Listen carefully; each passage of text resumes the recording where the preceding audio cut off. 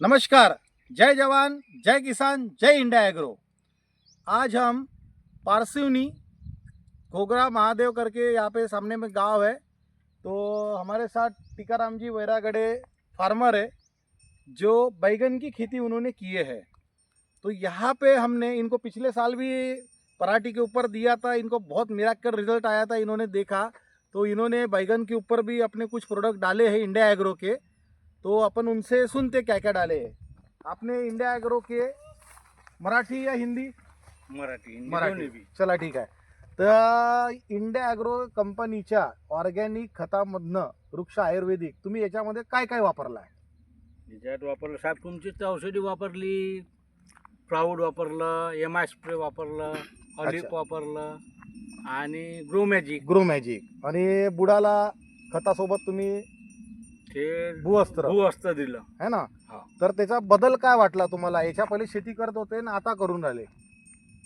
बहुत बढिया वाटून राहिलं. म्हणजे हे प्रोडक्ट टाकले तेव्हापासून चांगलं वाटून राहिलं. जसं मागच्या वर्षी पराठी चांगली होती अच्छा, कपाची, तसं हे ह्या वर्षी वांग्याचे पण चांगलं वाटून म्हणजे समजून चला तुम्हाला शेतकऱ्याला अगर तुम्ही रान पहा ना, हिरवगार दिसलं. हो, हे वांगे तर पहा, वांगे ब्लू कलर बाज आहे. अच्छा अच्छा हे अच्छा, वांगे घे रे भाऊ, म्हणजे वांग्याचा जो कलर आहे हिरवा, हा पहा. कलर मस्त आहे, म्हणजे याच्यावर किडे सुद्धा नाही. काही नाही. आणि हे पहा, पूर्ण वांगा तुम्हाला दाखवतो, कलर वगैरे पहा. म्हणजे हिरवंगार रान आहे. ते बघा, वांगे पहा. म्हणजे अजून पहिलाही तोडा व्हायचा आहे. हे जेमतेम पहिल्या तोड्यावरचे झाडं येऊन राहिले आहे. तर आपल्या ग्रो मॅजिक मुळे झाड बनलं, फुलं खूप सारे आले आणि प्रत्येक फूल हे फळामध्ये कन्वर्ट होऊन राहिलं है ना? हा एक फायदा झाला. हा एक फायदा आहे. तर याच्यावर तुम्हाला जी बिमारी येते मोठीवाली, कोणती बिमारी येते याच्यावर? याच्यावर इथे आपण जो गोवाळा म्हणतो, गोवाडा म्हणजे व्हायरस. व्हायरस. हा, अच्छा, तर या वर्षी यांचा आम्ही चर्चा केली. आता यांचं म्हणणं असं आहे की या वर्षी आम्हाला व्हायरस हा तेवढ्या प्रमाणात नाही दिसला. नाही तर एवढं हिरवं जसे फुलावर आलं झाड, तर फुलावर आल्याबरोबर या झाड जसं फुलावर आलं तर आल्याबरोबर हे झाड पिवळेवट पडतात आणि पिवळेवट पडल्याबरोबर याच्यावर व्हायरस येते. पण या वर्षी एकच दुकट झाडावर तरी दिसून राहिला आहे, जसं या झाडावर थोडाफार दिसत आहे. हो. तर तुम्ही व्हायरसची दवाई अजूनपर्यंत मारली नाहीये मारली नाही. है ना? तर आपण एक व्हायरसचा याच्यावर फवारा काढून टाकू, तर हे एकट दुकट झाडही हे निघून जाईल.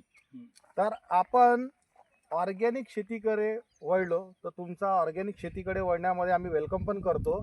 तर तुम्ही खुश आहात की कसं? कसं जावं, आणि खर्च तुमचा वाढत आहे की कमी होत आहे? उलट कमी आहे.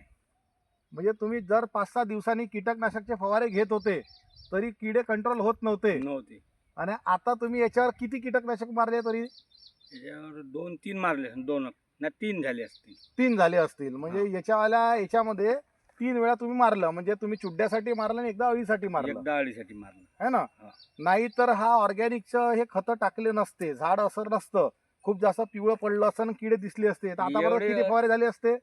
बाबा त्याची काही गिनतीच नाही. म्हणजे सांगता आलं नसतं. प्लॉट बी असा बनताही नाही. म्हणजे यांचं म्हणण्याचा अर्थ असा आहे की आतापर्यंत याच्यावर इतके फवारे झाले असते. आपण म्हणतो ना की या घातीमध्ये, या महिन्यामध्ये वांगे खाऊ नका, जहर असते त्याच्यामध्ये. वांग नसते, जहर असते. कारण की गिनती नाही, फवारणीची गिनती नाही. पण यावेळेस हे गिनती करू शकले, म्हणजे कमी खर्चामध्ये एवढं चांगलं उत्पादन आणि पूर्ण दवाईचा असर याच्यावर पूर्ण झाला. म्हणजे चाहे तो कीटकनाशकचा असो, चाहे ग्रोथचा असो, या कुठलाही, पूर्ण हिरवगार रान आहे.